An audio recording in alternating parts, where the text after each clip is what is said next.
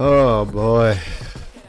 What is up, everyone, and welcome to the first episode of Beantown Breakdown, a Boston sports podcast. Today is a great day. It is a sad day, but it is one day we will never forget because I picked the best day ever to start a Boston sports podcast. What are the chances of that, people?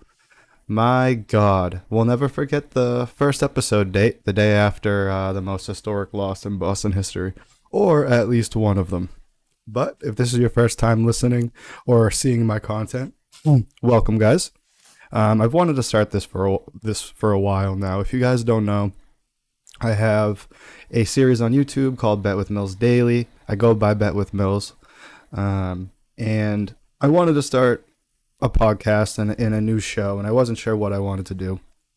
And, I decided that doing a Boston sports podcast, seeing as I'm from Boston, I'm 29, I've been a Boston sports fan my whole entire life, and, as I get older, my fandom just grows. So, between making content with betting and doing this show, I think that we can have a ton of fun. Every week I'm going to go over, what happened, yesterday. Ugh, yikes. I'm in a glass case of emotion. Oh, that was so bad. I'm still hurting terribly. But yeah, we're going to go over what happened, and then we're going to go over what is going to happen, such as the Celtics game tonight. This episode is going to be a little weird because going forward, I set up a voicemail, which I'm going to give you guys that number probably 500 times because I really want you guys to start calling in and letting me know your opinions and questions and just things that you want to discuss surrounding Boston sports. The number for that is 774-277-8273. Once again, 774-277-8273. You're going to hear that number 25 more times, guys, all right? But I'm also going to do live shows where you guys can call in live. I haven't decided yet whether I'm going to do YouTube or Kick, but I will figure that out eventually. But just for now, if you enjoy the content, you want to get in on the conversation, make sure to call that number and leave a voicemail. If you mess up, just call again. No big deal. I will use the voicemail that doesn't have any mess ups in it. Not to worry. So my socials are going to be posted down below. You guys can join the Discord. It's a betting Discord, so, we have a lot of big parlays that hit in there. I give out my picks daily, all that good stuff. But now, for the heartbreak last night. The Bruins, my people. Wow. I mean, normally I would have started this podcast all hype, like, yeah, let's get it. Let's get it, boys. But obviously we're starting with this somber day. So if you live under a rock and you don't know, the Bruins lost in Game 7 to the Panthers last night. I'm just going to go ahead and say this now. The Panthers were the better team.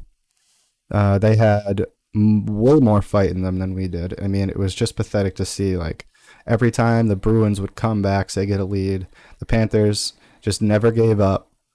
And the Bruins, not saying that the Bruins were, like, just trying to coast, but, the Panthers wanted it more. They always came firing back. They always kept their speed up. Minimal mistakes, and the Bruins just couldn't handle it. Simple as that. I mean, with the regular season, they were one of the two teams that beat us multiple times. So, like, as soon as I heard that, I was not excited to play the Panthers. I thought that they might win too. I really didn't think it was going to go to Game 7, and I just had a terrible feeling about it, to be honest with you. If you watch my betting videos, you can see I say multiple times, I'm like, yeah, we're probably going to lose this game. But I took the minus 1.5 anyways because, hometown copium. I heard a good quote on Toucher and Rich this morning, and it was, the Bruins were playing not to lose, while the Panthers were playing to win. And I think that perfectly describes what happened. When the Panthers scored that last goal in the last minute of the game to tie it up and send it to overtime, I just knew. I'm like, yep, I'm like, that's all she wrote. And the fact that the panic that they had down in their own zone for that to let them score with 59 seconds left was just beyond me. I'm pretty sure the puck went off McAvoy's stick, which is somewhat bad luck, but like, come on, have some awareness. But you know, we'll get to McAvoy and the defense later. But yeah, I know once they tied it up, I'm like, oh my gosh. And you know, once they came out in OT and I started watching that, they were faster. The Bruins just looked flat as could be. And it goes back to what I was saying. They just really wanted it more. Simple as that. So, I mean, how did this happen, guys? How did we get here to the Bruins losing in this first round? I think that there's a number of different things that go into it. I think plenty of people have their own are pointing their finger at their own person. Like some people are saying Pastrnak, which I think is fucking crazy, because you know he basically I think he did have a point per game. Yeah, his defense isn't the best, but he makes up for it in the offensive end. And when I think of them losing this game, do I think of Pastrnak? No, not whatsoever. But first person I wrote down when I said, is there someone to blame? And the first thing I thought of that came to mind was Montgomery. I think that there is many cases to be had that he is partially to blame. Now, the first thing is the goaltending situation, which obviously has been the talk in Boston for a hot minute. I think that, you know, overall in Game 7, I think Swayman was the right call.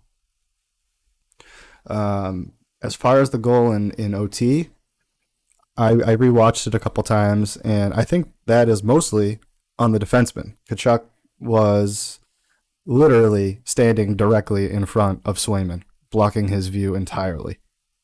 So where was the defenseman pushing him out of the way? But we will get to the defenseman later. The Bruins have been doing the quote-unquote platoon all year between Swayman and Altmark, and it worked. We had the best record ever in a season. So going into the playoffs, why are we going back to that old tradition that everyone says that you got to stick with one guy? Okay, why didn't we stick with one guy throughout the regular season? Why? When should this goaltending change, when should it have happened, if you guys think it should happen at all? I know that there's people out there that say that they should have kept Allmark in and rolled with them throughout the whole series. I have no idea what the outcome of the game would have been if Allmark played, but I think Swayman played a great game. I think, you know, his glove hand, I guess you could call it. I think that he was snatching pucks left and right. I think he made some great saves. But when should they have put Swayman in? For me, I think that they should have made the switch in game 5. I think that, you know, up 3-1, make the switch, give Swayman a few games if need be to get rolling, keep the platoon going. That's what made you guys win all year. You know, going into the next series, if you won, do the same thing. They're both fresh. They both have confidence. But going back to Allmark, people are saying, and I don't know if this is true, I think this is mostly speculation because I haven't, you know, heard any, confirmed things, but a lot of people are saying Allmark was hurt. So if he wasn't at 100% and he was hurt and Montgomery wanted to take him out, why did he wait till game 7? And don't even get me started on, you know, Bergeron playing with the herniated disc in his back. Like, if you were taking Allmark out because he was hurt, why did you let Bergeron play when we were up 3-1? So, guys, call the voicemail. Let me know what you think about this whole goaltending thing and why Montgomery waited till game 7. And do you think it was the right call? Should he have left Allmark in? The voice mail number again is 774-277-8273. Call in, let me know what you guys think about the whole goaltending thing, and if Montgomery made the right decision in putting Swayman in, and if he should have done it sooner. But, speaking of switching goaltenders and, taking Allmark out for being hurt or just not having the confidence in him that you had the rest of the series, I think another thing that Montgomery did that was questionable was making all the switches to the lines throughout the games. I think that, the first sign that was weird to me, and the first thing where I kind of was like, wait, what? Is the quote that he had. I don't have the exact quote here, but the quote that he had where he was like, yeah, we're not really quite sure what to do. We're going to do one of those things where you put the lottery ball in and, whatever comes out, we'll just go with. I was like, at first I'm like, okay. But then, the more I thought about it, I'm like, that's just basically you saying you have no idea what to do. You don't know how to answer what they're bringing for you matchup wise. Bergeron being out, those lines seem to be working for the most part. I mean, you went up 3-1, and then you put Bergeron back in, and you lose the next three, and he's hurt. Like, are you afraid to tell the captain that he can't play because he's not 100%? Like, let us finish out this series, and then you can come in feeling better for next series. But no, he wanted to put him in. And is that what made us lose the game? Probably not, but I mean, it makes you think. And as far as him retiring and stuff, like, I don't think I'm going to get into that in this episode because, we got to leave some meat and potatoes for weeks to come. But if Bergeron was hurt, I think that putting him in may have hurt the team. We were winning with what we had. He wasn't 100%. So maybe you should have held him out. I don't know. But switching up these lines and, saying the lottery ball quote, I think that another thing that it showed was that there was just panic. What are we going to do? How can we switch these things up and, start winning games? I think panic was huge.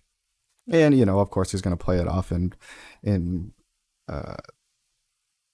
his interviews and everything. But I think that it was panic. I think that it showed, I'm not sure what to do. We're just going to, put the lottery ball up and whatever comes out we're going to go with. It's like you should know what your best chance is. And chemistry is huge with these lines as well. So it's like you keep changing them. These players are probably like, okay, I'm just getting used to playing with these guys. Now you're switching me around again. I think that, changing it once, twice, fine, but it seemed like he changed it way too many times. So, I mean, should Montgomery be to blame? I mean, I think that he is up there with the amount of blame. I know people are saying, his job should be questioned now. I don't know if I would go that far. I think that he should come back next year. But some people are calling for his job. What do you guys think? I mean, obviously there's other people you can point fingers at, and I mean, at the end of the day, the Panthers were just the better team, but I mean, we got to talk about, kind of what we think might have been the main cause for this BS. There's so many people. I was listening to sports radio yesterday, like right after the loss, and people are calling in, and there was like half the people who were calling in were drunk, and like, well, what am I supposed to do for the next 6 weeks? Like, I don't watch the Red Sox. Like, I only watch the Bruins. I'm like, oh man, this is the most depressing fucking thing ever. Mother of God.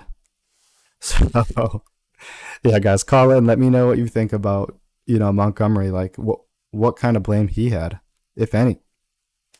The next thing, in the next thing that I thought of when thinking about what made the Bruins lose was, the defensemen, specifically, the top pairings, McAvoy, or the top players, I should say, and the pairings in general. McAvoy, Lindholm, Orlov. The turnovers were just absolutely horrible. Like, in the neutral zone, whatever it may be, the passes that they were trying to make that were just picked off, or I mean, and also the turnovers are also on some of the forwards too. Like, speaking of Pastrnak, like sometimes he tries to get too fancy with it, and then like it'll just get fucking intercepted. So yeah, Pastrnak and his defense did have a part to play, and then the other forwards turned it over, but the defensemen turning it over, it seemed like that was way more than the forwards. And then when they did get down into the Panther zone, they weren't shooting the puck, they weren't getting onto pucks deep and, trying to contribute offensively. In Game 7, Lindholm, started going down, getting pucks and moving around, and Orlov, I think he had an assist. So, the beginning of that game, I'm like, oh, this looks good. I mean, okay, we're doing all right. And then they went back to their old ways. They looked like shit. Every time the Panthers got in the zone, it was like they were putting no pressure on them. They weren't being aggressive. It was like, oh, they're going to be here shooting, have about 12 chances every time they get down to our end. And then when we get down to their end, their defense is like, oh, nope, I'll take that. Let's go back down the ice. Yeah, we did have goals. We did score, obviously. So obviously that wasn't the case the whole time, but it seemed like in the times that mattered is when their defense came up and ours didn't. So McAvoy, overall, he just did not play well. And I'm just, Game 7's fresh in my mind. And in the beginning, he looked confident and he was moving the puck around, and I'm like, okay, this is looking good. Boxing people out. But then eventually he started turning pucks over. He got that stupid penalty, which is kind of like a flop. I mean, I don't know if I would really call that his fault, but the tip in at the end, kind of bad luck, but I mean, it happened. But I mean, this is supposed to be our captain, guys, and if he can't show up, or our future captain is what a lot of people are saying, and if he can't show up, then what does our future look like? If Pastrnak isn't good on defense and he's scoring, but we still can't win overall, what good is that? So, I mean, guys, I could talk about this all night, and I wish I could, but we this is only the first episode. I think they're going to release each Monday. I'm thinking Monday, but follow my socials, and you guys can get updated on when they come out. If it starts being successful and we're getting a lot of views, maybe I'll do multiple episodes a week. I don't know. But, Bergeron retiring, the future of the team with all the free agents. I'm not going to get into all that tonight. The story is like, it's crazy because this record-breaking season, that's all they wanted to talk about. And now the story is not about the record-breaking season. It's about the first round show. And it's just sad. It's just fucking horrible, guys. But it is what it is. So those are two things that I thought of when it came to who's to blame for this. And those are the two top things that came to mind, is Montgomery and the defenseman. We got a lot of talked about with the Bruins, guys. So where do you think that this ranks in Boston sports, upsets, or just upsets in general? But most specifically Boston sports. Like, is this worse than when the Patriots lost? Make sure to call the voicemail and let me know what you guys think. Third time I'm plugging this number, 774-277-8273. So that's going to do it for the Bruins, guys. I don't want to spend the whole entire time with the Bruins. And I hate to start the show with that negativity since it's the first episode. But now we got some good news, guys. Yay, the Celtics. The Celtics. Game 1 tonight versus the 76ers. There's some questions that come to mind. I mean, I think the first one is obviously Embiid. Is Embiid going to play in Game 1? It says he's doubtful, but that's happened before, and then he ended up playing. If he doesn't play, like, when is he going to come back? And when he does come back, how well is he going to play? I mean, I think that's pretty much the biggest question of this this series. I mean, in the regular season, I checked, and we went 3-1 against them. And in all those games, Embiid absolutely went off. I think there was a game where he had 50 points. Don't quote me on that, but I'm almost positive. Horford has been, he's always been known to guard him well, even if he does play. And Smart is known to be able to guard Harden well. But with Embiid going off in those games, we still went 3-1. Now when they don't have them, or when they don't have Embiid, can Harden carry them to victory? I mean, I don't think so. Maybe Smart gets in some foul trouble in a couple games and Harden tries to squeak one out. Even if Embiid is in and he's not 100%, maybe he puts up just enough and Harden sends him over the edge.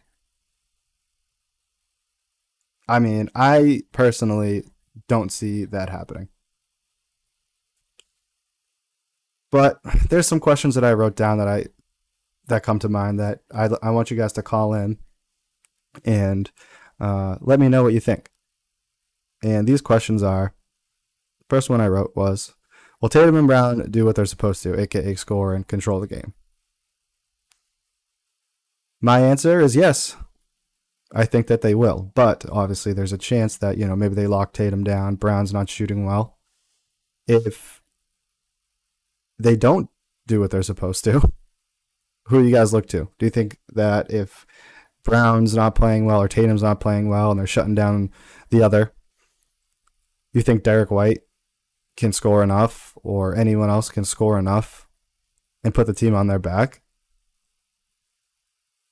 I mean, I'm not sure that they can.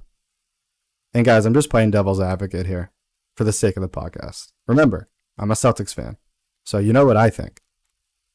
But let me know what you think. Maybe there's someone that thinks the Celtics have a chance of losing. Now, another thing I wrote down is, does home court advantage mean anything for this series?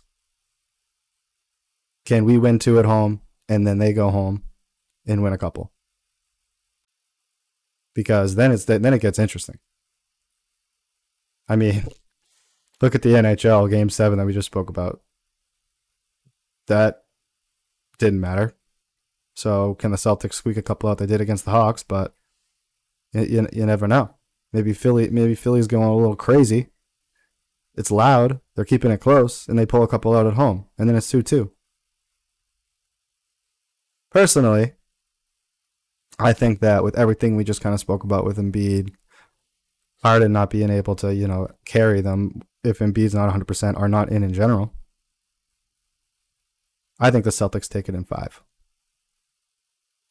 So call the voicemail, guys, and let me know what you guys think is going to happen with this Celtics series. And next time I record, we'll go over the games that happened, kind of reactions to it. And even say you leave a voicemail, okay, I think Celtics are going to win in 6 and this is why, or I think the Sixers are going to win and this is why. And then a couple, a game or two happens before a new episode comes out. Call again and give your reaction to the game. Because once I start getting voicemails, this podcast is going to be a ton of fun, guys. If you like just me blabbling, then I can do that too. And I probably will, because I don't know if we will get voicemails, but that's why I'm encouraging them so much, because when we do start getting them, and I do start doing live shows and talking with you guys, this show is going to be something special, guys. There's not much like it in Boston sports. I'll tell you that much. So that's why I looked into this. I'm like, there's really not much that do it like this. So, let me be the first one. So I'm not really going to get into any of the Red Sox. I wanted to keep this first episode relatively short. So I'm not really going to get into any Red Sox or Patriots draft stuff. We obviously have a while to talk about the Patriots draft, and also have a while to talk about the Red Sox. But with it being playoffs and that big Game 7 loss, I wanted to focus on that for this episode. But if you do want to call in and you do want to talk about that, then that's completely fine. I encourage it. Last time, I'll give you guys the number, 774-277-8273. Call in with whatever you want. It's huge, guys, and it will really make the show so much better. So, last thing I'll say is thank you guys for watching. Let me know what you think of the first episode, and if you want to see any format changes or what you do like, what you don't like. Check out my daily betting videos. We're cashing left and right. And follow my Twitter, join the Discord, all that good stuff. If you're watching on YouTube, thank you. Make sure to subscribe, like the video, comment, let me know what you think. And if you're listening on Spotify or the streaming service, leave a 5-star review. It helps dramatically. So, once again, thank you guys, and let's go Celtics. Peace.